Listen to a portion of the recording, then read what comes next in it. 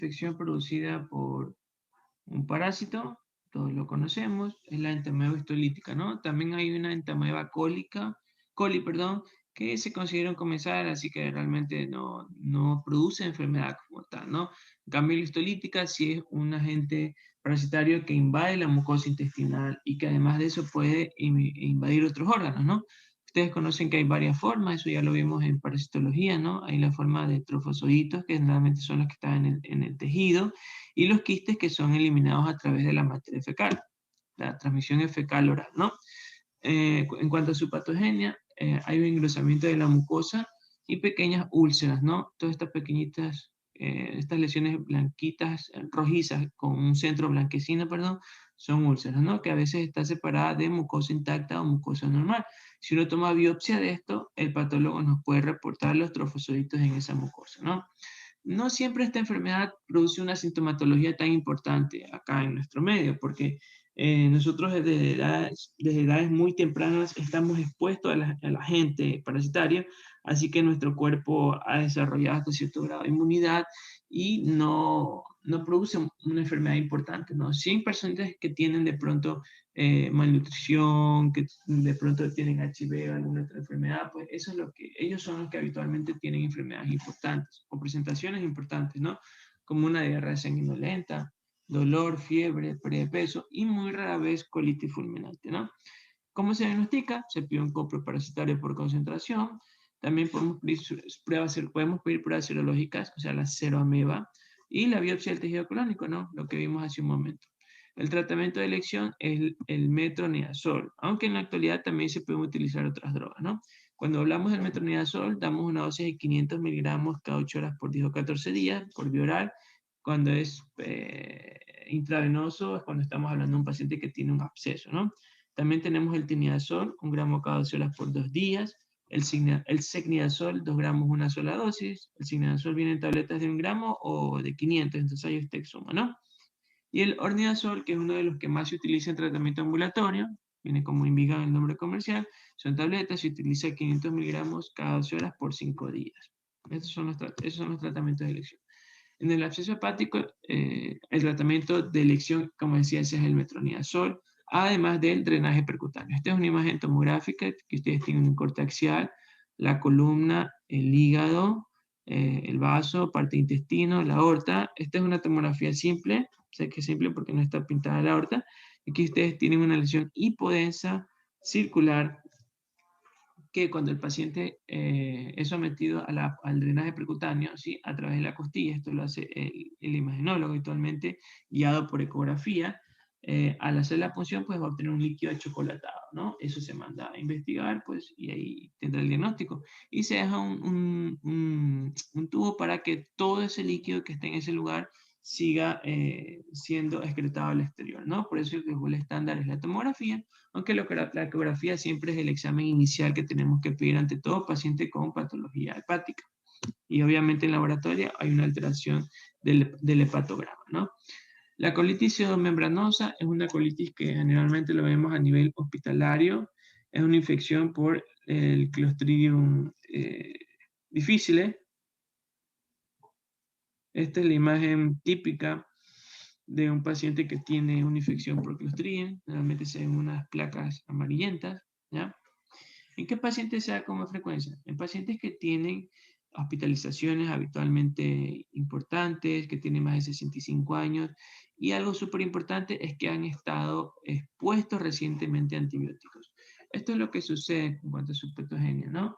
Siempre que hay un antibiótico, ¿qué pasa? Se altera la microbiota. Nosotros tenemos colonización de Clostridium, pero está digamos, controlado por nuestra microbiota intestinal.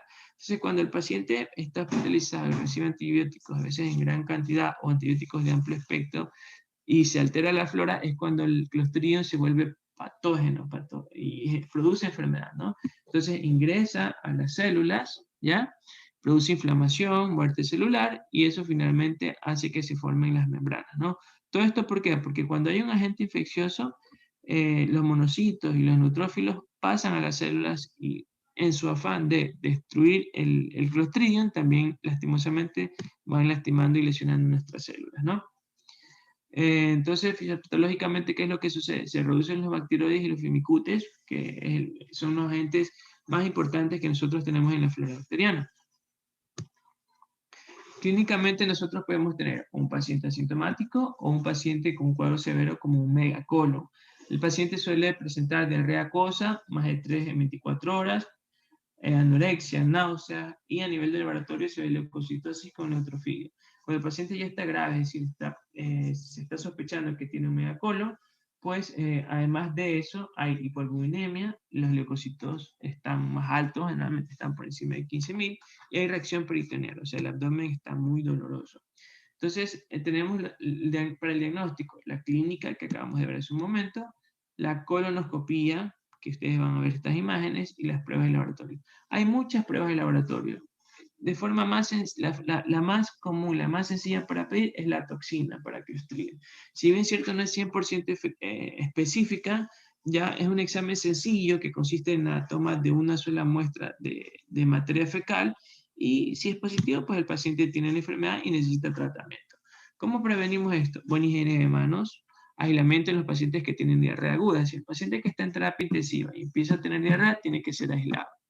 Usar probióticos cuando el paciente está usando drogas de amplio espectro. Si, por ejemplo, no sé, tiene una infección nosocomial, una neumonía nosocomial, y necesita recibir imipenem, que es un carbapenémico de amplio espectro, use probiótico en el tiempo que está utilizando el imipenem, el meropenem o el ertapenem, ¿no? Que son antibióticos de amplio espectro.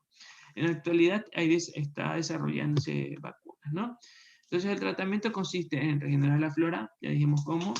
El metronidazol en casos leves o moderados se utiliza por vía oral, 500 miligramos vía oral cada 8 horas por 10 o 14 días, y cuando es severo, pues hablamos del uso de rifaximin, de vancomicina. La dosis que se utiliza es 125 miligramos IBK6. En la mayoría de textos está por vía oral, pero nosotros no tenemos vancomicina vía oral, así que hacemos una dilución de la droga que tenemos y damos a la misma dosis. ¿Cómo evitamos las recurrencias? Igual, use vancomicina, pero de preferencia la rifaximina, porque es un antibiótico no absorbible que no va a generar resistencias bacterianas. Se está estudiando el trasplante de flora fecal en la actualidad. Bien, tenemos ahora las colitis microscópicas. Hay dos tipos de colitis microscópicas, la linfocítica y la colagenosa. La linfocítica se caracteriza ¿por qué? Porque hay diarrea crónica. En la endoscopía generalmente vemos una mucosa prácticamente normal, pero hay cambios histológicos típicos. Es decir, un paciente que tiene diarrea, dolor abdominal también en algunos casos, siempre se tiene que biopsiar porque tenemos que descartar una colitis microscópica. Hay algunos factores relacionados, sobre todo las enfermedades autoinmunes, como la artritis reumatoide, la enfermedad celíaca, la enfermedad inflamatoria. Entonces, como decía, ¿no? Además de diarrea, puede haber dolor, incontinencia, urgencia evacuatoria. Perdón.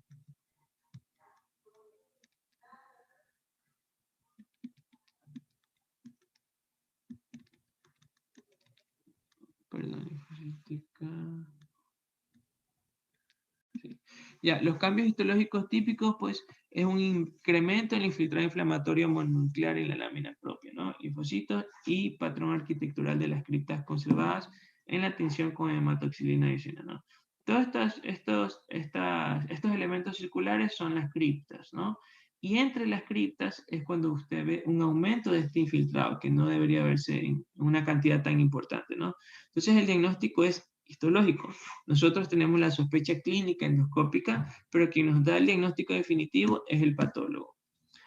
Bien, la colitis colagenosa tiene un cuadro similar al anterior, ¿sí? Sino que a veces es un poquito más difícil hacer el diagnóstico. Podemos también tener una mucosa normal o una alteración del patrón vascular con nodularidad, ¿no? Como se ve aquí. Hay casos descritos donde hay perforación de la colonoscopía 5 o 7 días después del procedimiento, porque es una mucosa, como ustedes ven, alterada, ¿no? También hay cambios histológicos típicos. ¿Qué es lo que sucede? A nivel de la tinción con hematoxilina y eosina, vemos una banda de colágeno subepitelial engrosadas, ¿no? Que es la que ustedes ven acá señalada con la flechita, ¿no? Que tiene más de 10 micras de grosor. Y eso obviamente nos da el diagnóstico, ¿no? Que ustedes ven las criptas, las células, que no está en gran cantidad como la otra colitis, pero no había esta banda, ¿no? Que esta banda es de la colagenosa. El tratamiento pues se basa en el uso de corticoides, la budesonida, que se usa vía oral, es muy difícil conseguir en nuestro medio, mesalazina, que sí se puede conseguir, y la colestiramina también. Bien, la colitis isquémica es una privación del flujo vascular por una alteración de la circulación sistémica. Hay muchas causas, entre ellas tenemos la arteriosclerosis, la obstrucción colónica, una impactación fecal, neoplasias, alteraciones del gasto cardíaco, como por ejemplo shock, hipotensión, hipovolemia, arritmias, ya coagulopatías, como el déficit de proteína C, S o antitrombina 3, ya corredores de larga distancia, consumidores de cocaína y algunos fármacos. Entre los fármacos, los que más se asocian son la digoxina, que es una droga que se utiliza sobre todo en algunas arritmias supraventriculares y también en la insuficiencia cardíaca, y la pseudoefedrina, que es un antigripal. Pero también tenemos, entre otras drogas, la aspirina, los anticonceptivos, el fenobarbital, entre otros. Hay 3 lugares donde con más frecuencia se presenta la enfermedad, ¿no? La unión rectosigmoidea, que es el punto de Sudeck, la flexura esplénica, que es el punto de Griffith, y el colon derecho, ¿no? Esos son los sitios más vulnerables para la colitis isquémica. Entonces tenemos dos escenarios. Por un lado, un paciente añoso, tiene más de 60, que evoluciona con dolor abdominal y ocasiones sanguinolentas. Se hace un examen de sangre en ese momento y tiene una leucocitosis, con un antecedente de enfermedad cardiovascular. De pronto es un paciente, por ejemplo, que tiene una arritmia, ya que consume aspirina, ¿ok? Y presenta de forma aguda este cuadro. Y por otro lado, un paciente que no es añoso, que tiene menos de 60, ¿ya? Entonces, en ese caso, nosotros tenemos que buscar factores de riesgo, como cuál, una coagulopatía, ya dijimos cuál, déficit de proteína C o S, ¿ya? Uso de drogas ilegales, cocaína o deportistas, ¿no? Maratonistas, ya dijimos hace un momento, corredores a larga distancia. No hay una prueba de laboratorio específica para hacer el diagnóstico, ¿ok? Pero siempre tenemos que pedir el hemograma, el perfil metabólico, ya investigar patologías infecciosas también, entre otras cosas. Entonces, imagenológicamente hay algunas características que nosotros podemos ver en la enfermedad, como por ejemplo en la radiografía podemos ver niveles hidroaéreos o hilo metabólico, cuando es un cuadro severo, una hemoperitonía, es decir, cuando ya hay una perforación intestinal.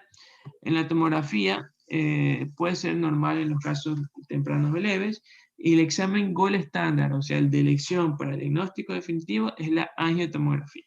También se puede hacer una resonancia de pronto cuando el paciente es alérgico al yodo y se tiene que utilizar gadolinio, ¿no? Entonces, en la angiotomografía se ve específicamente el sitio donde está presentándose la obstrucción vascular y donde tiene que dirigirse la terapéutica.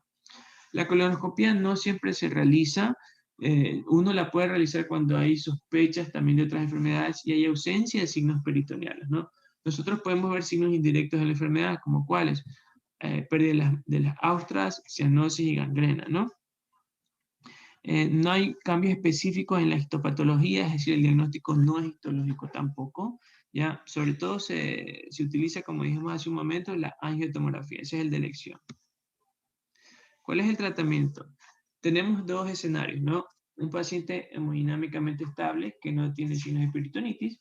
Nosotros para llegar al diagnóstico podemos hacer la angiotá, como dijimos hace un momento, y o la colono. Si ya con la angiotomografía tenemos el diagnóstico, no tendríamos que hacer la colono, pero si tenemos dudas podríamos realizarla, siempre y cuando no haya peritonitis. Entonces, con los dos datos podemos ver un intestino viable. Si está viable, pues el tratamiento es solamente médico, es decir, reposo digestivo, antibiótico terapia, analgésicos, entre otras. Y si el intestino no está viable, es decir, ya hay gangrena, tiene que el paciente pasar a cirugía. Si tenemos en cambio un paciente hemodinámicamente inestable, es decir, está taquicárdico, hipotenso, hipovolémico y tiene signos de peritonitis, es decir, usted presiona el abdomen, lo suelta con velocidad y el paciente se queja de dolor más intenso del que ya tiene de base, es decir, tiene un signo de Bloomberg positivo, pues estamos hablando de un paciente que tiene una peritonitis. Entonces hay que resucitarlo, ¿sí? Dijimos un paciente hipotenso, taquicárdico, utilizar antibióticos de amplio espectro y obviamente tiene que ir a cirugía porque estamos ante un paciente que ya tiene una gangrena. La colitis actínica es una colitis relacionada con la radiación. Ocurre hasta el 20% de pacientes que han recibido radioterapia. Los órganos más susceptibles al daño son el recto y el colon sigmoide.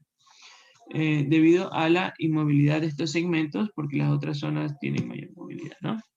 ¿Qué es lo que se produce? Se produce una endarteritis isquémica de las arteriolas de la submucosa, fibrosis y angiectasia, ¿no? Esta es la imagen típica de una colitis actínica.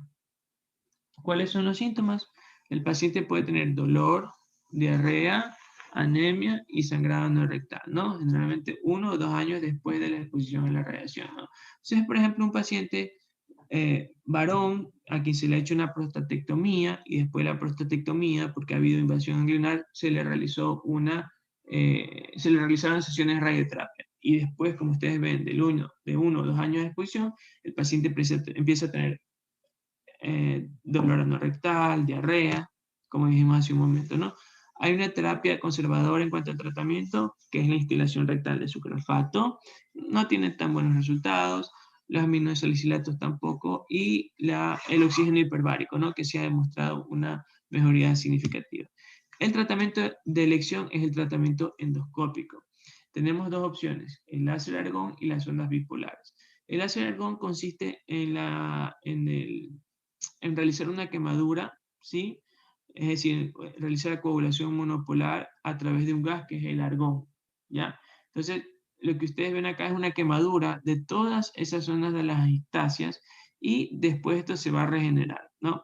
La ventaja del láser argón con respecto a las ondas es que no se tiene que poner en contacto el instrumento con la mucosa. ¿Por qué? Porque eso favorece a que haya una perforación. Con las ondas pasan con más frecuencia perforaciones del intestino que con el láser argón. Y eso es porque en cambio la sonda sí tiene que ponerse en contacto con la mucosa del intestino para realizar el tratamiento.